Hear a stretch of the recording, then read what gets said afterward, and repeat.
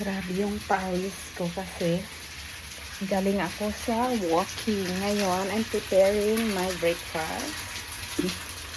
Mayroon ako natirang suman. Galing Pinas ito. Nilagay ko lang sa freezer. Ngayon, piniprito ko siya. Ganon rin po ba kayo? Piniprito rin nyo yung mga suman na natira nyo na hindi naubos. Nilagay sa freezer. So, ako piniprito ko siya. Ay, sipon pa rin. At, I'm preparing my breakfast para makainom na rin ako ng gamot at vitamin. So, meron pa akong natirang suman galing sa Pilipinas. Ito pa. Meron pang isa. At hindi ko alam kung ano yung iba ang tawag sa Tagalog. Pero sa amin, alupi. And I still have banana. Boiled banana. Ni-boil ko na ito. Nilagay ko lang siya sa freezer para mag-preserve. Kasi hindi ko rin siya mauubos, masisira. Kaya binuboil ko na siya. Para i-steam ko na lang kung gusto kong kumain.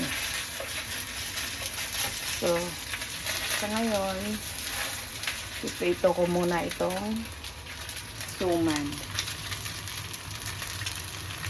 Yan po. Iprito ko siya. At mag-almusal.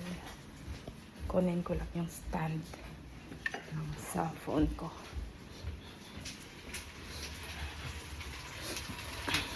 At ito, inom rin ako nito, nilagang dry pear, fig, and coconut strips.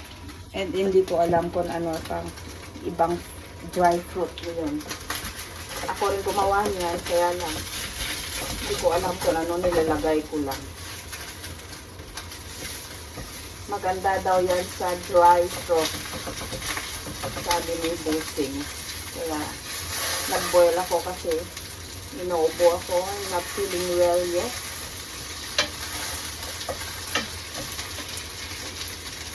Kaya inumin ko.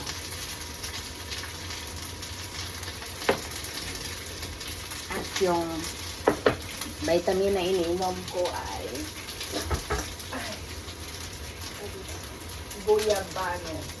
Guyabano. Ito po, Vita Plus Guyabano flavor. Ito po yung iniinom ko. At mayroon rin po ako isa na dalandan flavor. Piniprepare ko yon para sa winter. Kasi kailangan ko mag-vitamin sa winter kasi hina ako sa lamig. Ito po. Ito yung na-prepare ko para sa pang-winter ko na vitamin. Dalandan.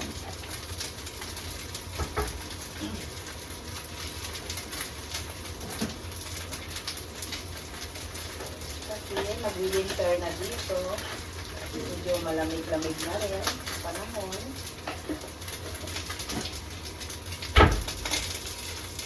Ito po yan. Yung Guyabano.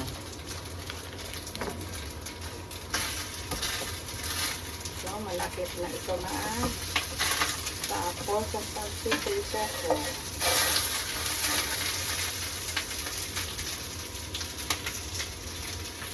And let's eat. Painom na rin ako ng gamot. Para sa ubo at sipon ko.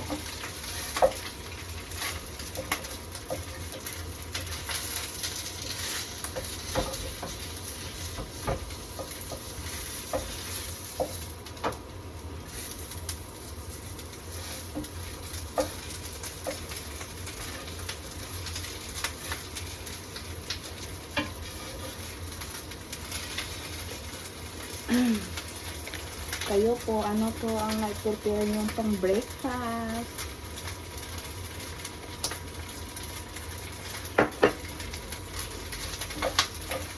Marami lang ko iniinom-inom, pero Madali rin akong kapitan ng sakit. Mahina kasi yung immune system ko. Alam ko ba, ang dami ko rin tinitake. Nagbabitamin rin ako. At healthy food. Yung mga piniprepare ko. Pero, I don't know why. Ito na po ang naprito kong suman. Ito po. Kainin ko lang siya without sugar.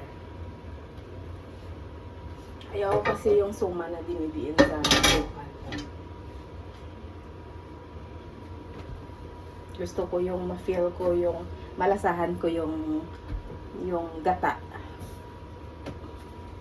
Inuubo ako pero kakain pa rin ako ng suman.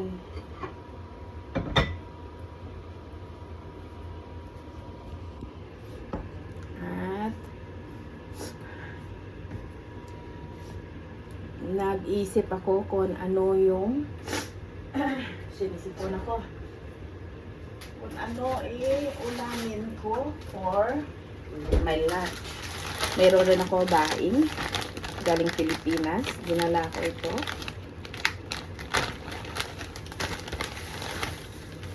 Ito, masarap ito. Kasi hindi siya maalat. Mayroon rin akong dilis.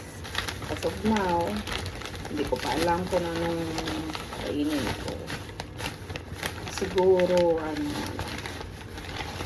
magdilis na lang ako mamaya.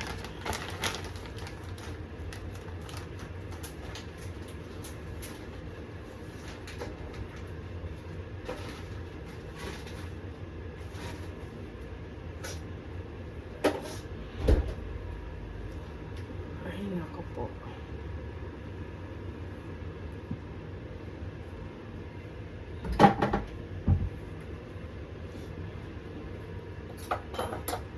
So, grab your food and eat with me.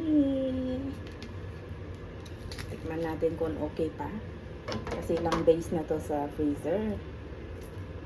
Magwa 1 week na ako bukas nung nakabalik. So, tingnan natin. Harap. Harap ha. So, hanggang dito na lang. Kakain muna ako ng aking breakfast. Bye!